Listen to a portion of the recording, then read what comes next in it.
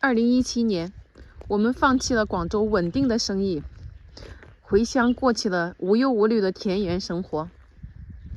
如果不是因为兵哥，我是万般不舍的。女人都喜欢挥金如土的日子。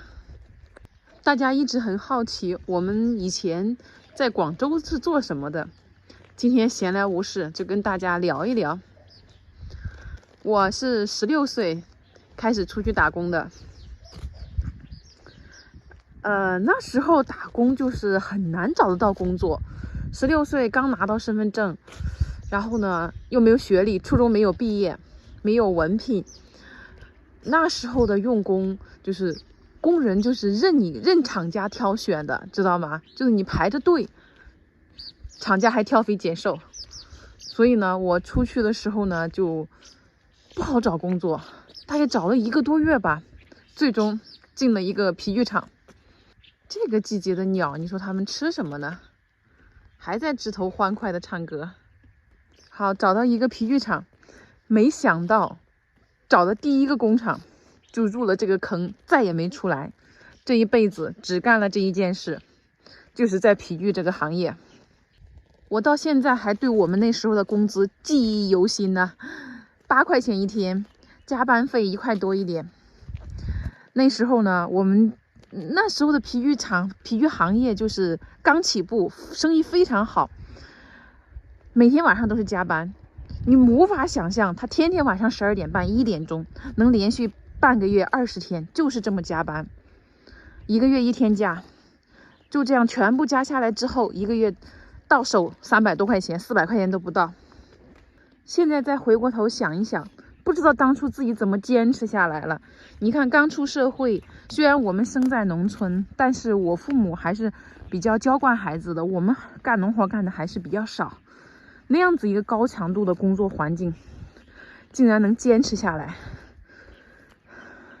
就是在这个工厂认识的兵哥。很多人说这个桃子今年没得接，就是明年没得接。我感觉也是的，肯定是没有桃子可以吃的，因为它没地方可以给你长花苞，特别是前面那一棵修得光秃秃的。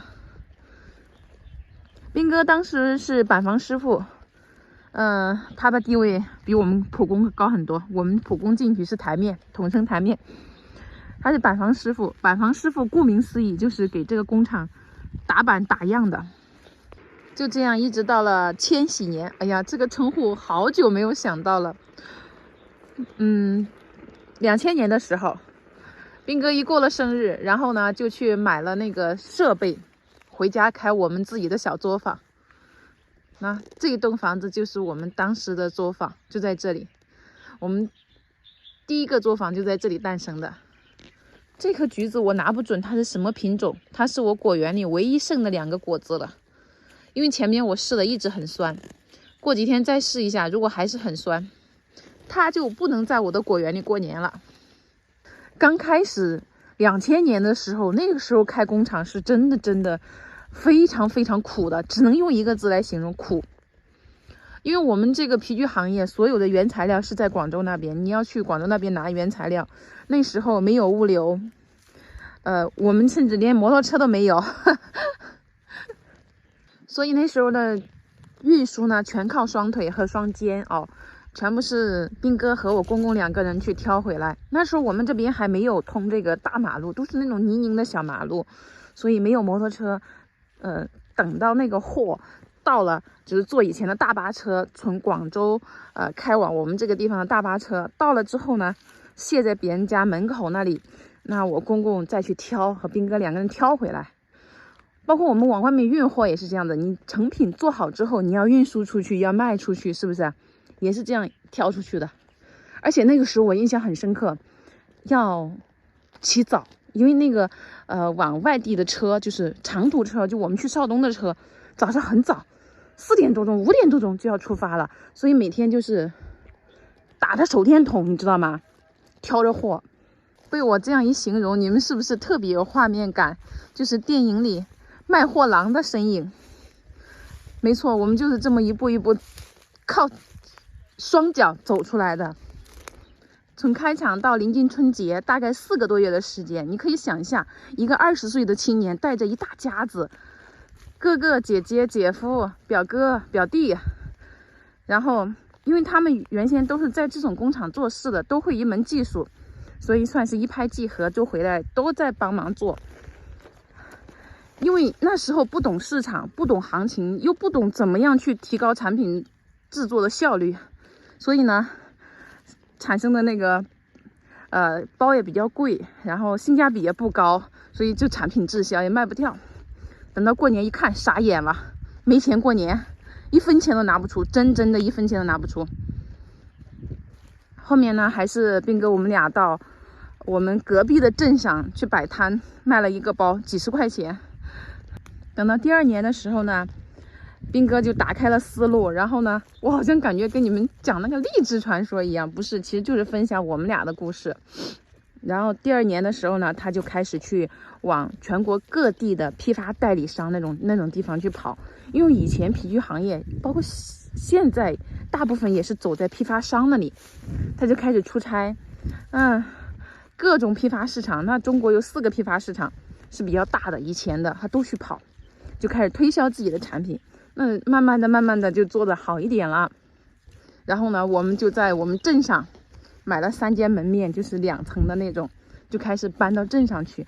就是我们家很不方便，就是以前交通很不方便的，还要到前面那个位置才是大马路，挺远的。你想一下，以前全部是靠双脚去走路的，对不对？所以到镇上之后呢，就交通更方便，那个大巴车可以停在家门口直接。我记得我刚从广州回来的17年的时候，还有人跟我讲，哎呀，你那个门面当时不卖就好了，现在值100多万了。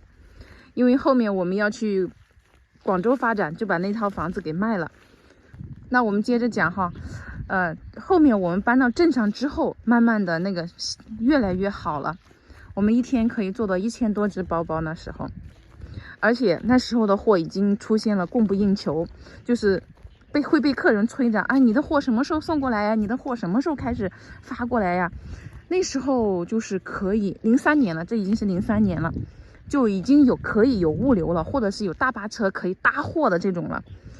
那一段时间还是日子还是过得挺充实的哈，因为经常往返各大城市，斌哥也看到了中国的皮具之都在哪里，在广州，对吧？它也是世界之都，世界的皮具之都，所以他老是去广州进原材料。进了之后呢，他就发现为了更好更大的发展，决定就去广州。我们是04年去广州的，04年去广州的。然后去了广州之后，当时他租了一套房子，我跟你讲，是在那种批发市场上面的2室1厅，你们猜一下是要什么价格？2000块钱1个月。我当时都惊呆了，因为那时候一直在农村，没有见过世面，什么都不了解。2000块钱，天价！04年对于我来讲就是天价，而且一次性要付半年的。哇，我真的认为是天价，因为那时候一个人的工资才是几百块钱1个月，他1个月的房租竟然要我2000块。去广州呢，等于是我们的2次创业，又是一个白手起家到广州开始创业的。我们去广州之前，家里这些东西已经全部清了，全部结了。到广州呢，又重新开始租房子、买设备。到广州之后，可不是一个苦字能解决的，那简直是压力山大。因为那些工人是我们带去的，我记得应该是9月份、10月份搬过去的，去广州的，把这些工人带去。那一年的春节，我又发不出工资了，整个过年没有给工人发工资。因为我们刚去广州的时候呢，是给人家代加工的，就是给那些店铺里的，他们要什么产品，我们给人家加工什么产品。但是呢，因为他经营不善，他一直在压我的货，他没有给钱，他订单又下了，但是就是没有钱付款，导致我的钱全部压在那些货上，最后只能低价处理。跟大家讲这些的时候呢，我好几次哭得稀里哗啦的。可能是这些年舒坦日子过惯了，忘记我们以前吃过多少苦。苦跟大家分享完了，后面就开始是甜了。我们04年去的广州，然后经过苦了1年多，然后斌哥又开始转换思路，又开始做回自己的品牌。我们开始那个时候的想法还是很有先见之明的，开始做自己的品牌，也是挨个市场去推销自己的产品。很快我们的产品就在全国各大市场上就开始卖了。慢慢的经过1年多呀这样的积累，到06年的时候，我们就买了人生中也不是第一套，因为我们在镇上买过一套卖了，在广州的第1套房子。同年的时候呢，这个月买房，下个月又买了一台 CRV， 真的开始春风得意了。从06年开始一路就是顺风顺水。我们真正的好生意是从08年开始，那时候大家说是金融海啸也好，什么也好，我感觉我们的是从08年开始黄金时段，直到我们17年回来，那个8、9年，每天的出货量保证在3000只以上的包包。最牛的，跟大家分享最牛的吧，是以前的代理商拿货都是要赊账的。我们家从08年开始概不赊欠，还有就是你要拿钱，先付钱，等着这个货出货才有你的。现在想想那种日子还是挺潇洒的啊，挺辉煌的。就这样开始，从08年之后呢，我们家在皮具市场算是有了一席之地。后面慢慢的开始做电商，我们的电商当时也是做了 top 排名的哈，也是蛮厉害的，不是我自己吹的，是真的可以的哈。哪来的2只狗跑到我的地盘上叫，走不走？邻居家的，就是那个邻居隔得有点远，快回去啊！其实这一切的功劳呢，都要归功于斌哥。你们老说斌哥看着傻，讲不出一句完整的话，其实是斌哥是大智若愚，他只是话比较少，跟外人沟通可能会比较少，但是他的智慧都在脑子里。首先他是板房师傅，他也是从学徒工出来的，但是我认识他的时候，他已经是板房师傅了。那时候我们家所有产品的设计全出自斌哥之手，这也就是养成了他现在对所有的事情比较较真，种树啊种菜呀，全部要拿尺子量，造成了一个这么不良的后果。斌哥不光管设计，包括工厂的生产质量全部是他一手抓的，就连我是负责销售的，我们销售上面的重大的决定都是他在决策的，我只是配合。所以有时候当你们那些评论的时候说他傻呀什么的，我们俩都是哈哈一笑而过的。伴随而来的肯定是压力越来越大，每天睁开眼睛就要想着这几百个工人每天要做什么，要怎么做才能出爆款，才能出新款，才能跟得上市场的形势，甚至是超越市场，引领市场。所以呢，我跟你讲，回来6年了，斌哥还做过几次噩梦。你知道对他来讲什么是噩梦吗？就是还在去陆续再开工厂，那一段时间压力是最大的。所以现在等于是开工厂是他的噩梦。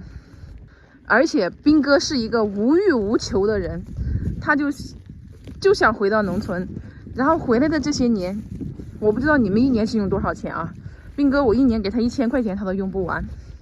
他就是这样子无欲无求的人，只想过这种潇洒自在的生活。如果不是今天跟大家分享我们的故事，竟然都忘了我们吃了那么多的苦。不过回过头想想，那时候的自己挺好的，有干劲儿。虽然苦，当时不觉得苦的，真的当时不觉得苦，就感觉挺有劲头的，挺有希望的。